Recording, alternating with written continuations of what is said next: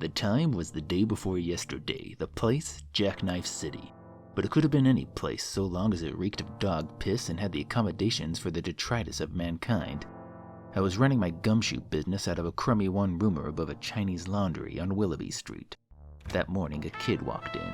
Excuse me, are you Detective Frank Falcon? I used to be. Who's asking? My name is Melanie Pohl.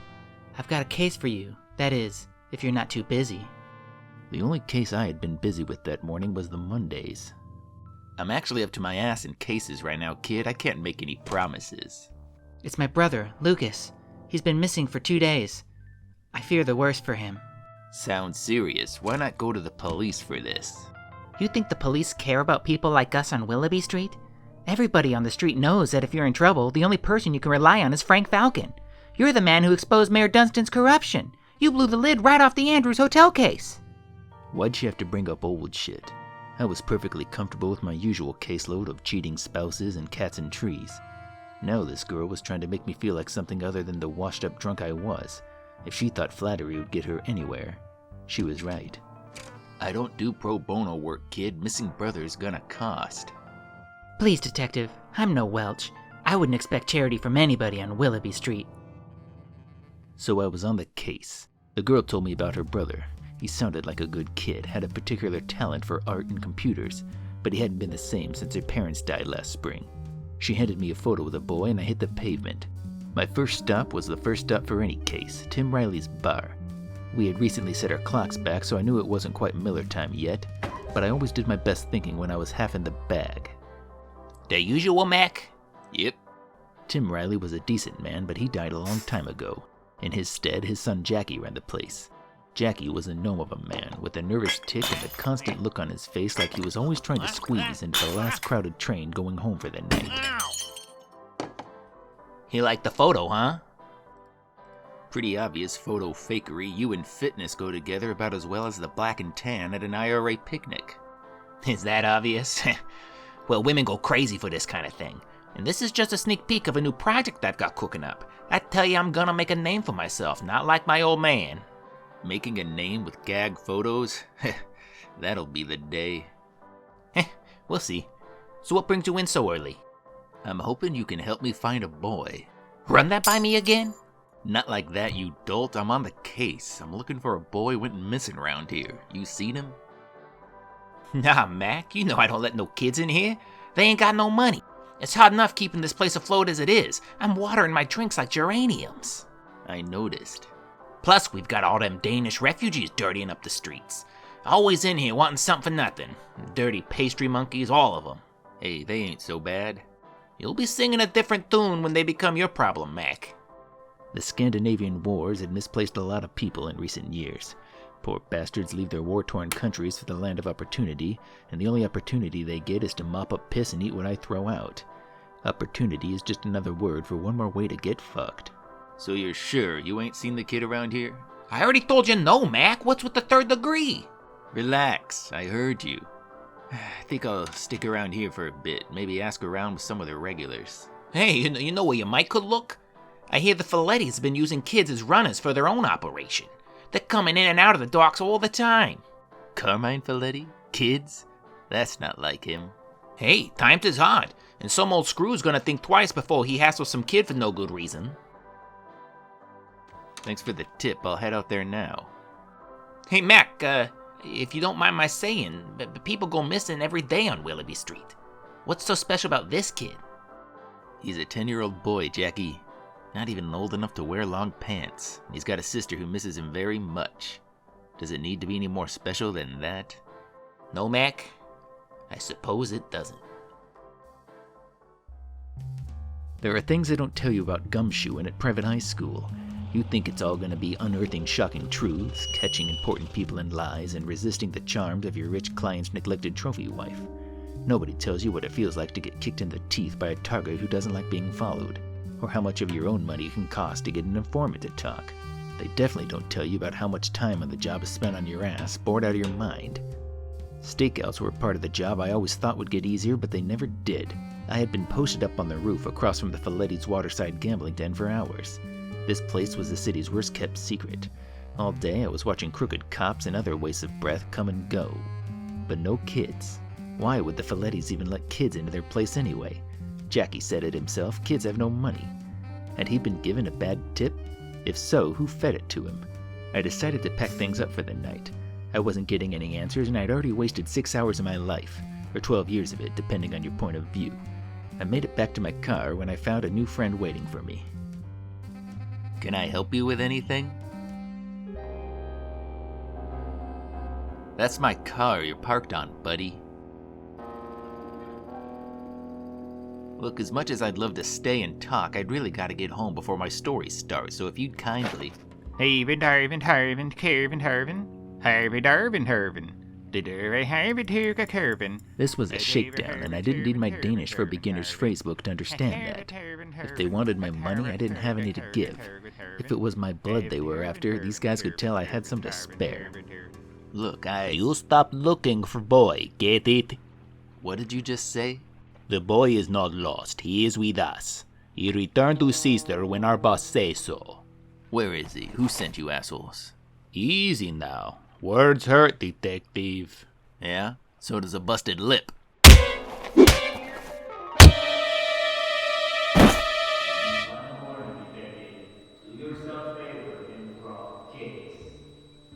Getting knocked on your ass in the middle of the street was a part of the job that actually did get easier with time. I knew not to stir around too much or else I could cause more damage to myself. Waiting for the world to stop spinning gave me time to think. Gave me time to realize I had seen those two pastry monkeys earlier at Tim Riley's bar. The only person who had known I was at the docks was Jackie. Why the hell would he send me on a goose chase and then try to strongarm me like that? Somebody was sticking a hot poker at my ass, and I had to know if Jackie's name was on the handle. It was after dark by the time I made it back to the bar. There was the familiar face guarding the back entrance, so I knew something was truly rotten in the state of Denmark, and it wasn't just my new favorite doorman. Jackie knew where Lucas was.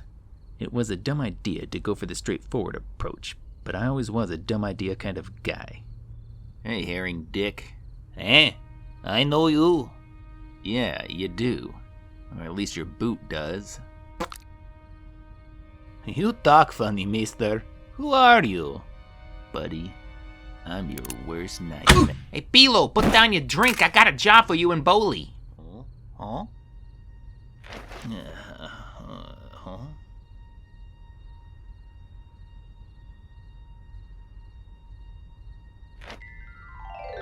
Yeah,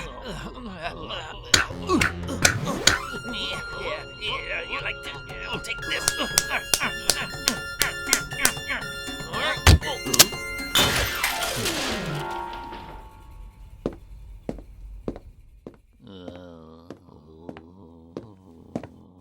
Lee? Jackie, if your boy is reaching for a cigarette, you tell him the smoke is starting to bother me. If he's reaching for anything else, you tell him I'll blow your head off before he halfway reaches it, and then I'll go to work on him. Slap it, slap it. Let's talk, Jackie. You know why I'm here. Where's the boy? Hey now, Mag, let's not get too excited here. I got a good reason for doing what I was doing. Lucas Pohl, where is he, Jackie? He's here, all right. The boy's here. He's in the back. You son of a bitch. I swear to God, if you heard him... It ain't like that, Mac. The boy's been here at the bar. Look, I didn't want to send you on that wild goose chase. Did you want to send our chaperones here to rough me up too? The situation got out of hand, but maybe things went a little too far.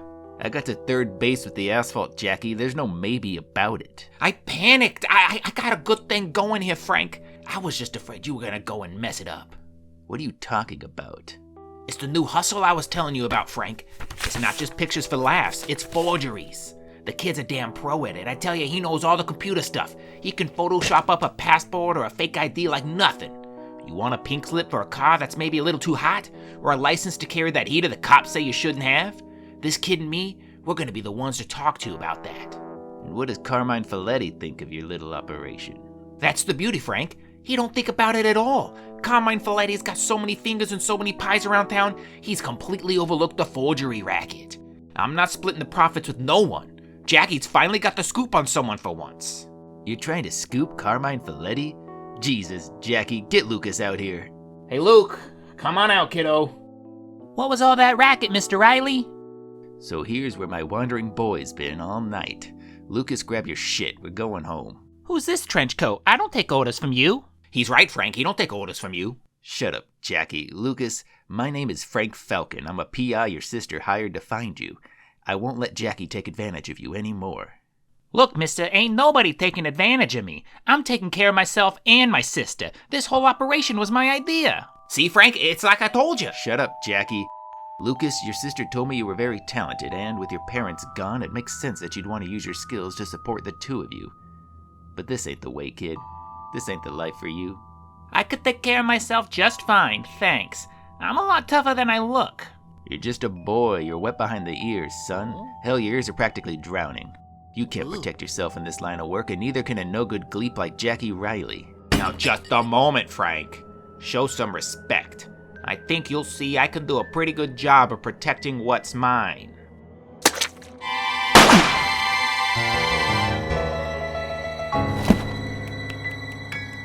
See, kid? Jackie couldn't even protect you from a self-righteous drunk has-been with a gun like me. What do you imagine it'll look like when Carmine Folletti finds out you're making moves in his turf without cutting him in? In case your imagination ain't so good, I'll tell you he ain't gonna come down here with a housewarming gift. Oh, the house will get real warm quick when he orders his goons to burn it down with you and Jackie inside. But not before he makes a necklace out of your teeth. Kid or no, he won't hesitate to put you in your place. Mr. Falcon, I promise I had no idea. It wasn't supposed to be this way. It never is. Go home to your sister, Lucas. I will, Mr. Falcon. Thank you. Look at you, busting up a growing business, scaring a little kid what got real potential. Is this your pleasure, Frank? And duty. You could have gotten that boy killed. I ought to shoot you for the shit you pulled, but I don't know where else I'd get cheap drinks around here if I did. Shut the side hustle down, Jackie, and stick with selling swill. And get some medical attention for Olaf here. And if I find out you talked some kid into helping you again, I'm gonna come right down here into your office and cut your tongue out with a knife. I've already got the knife.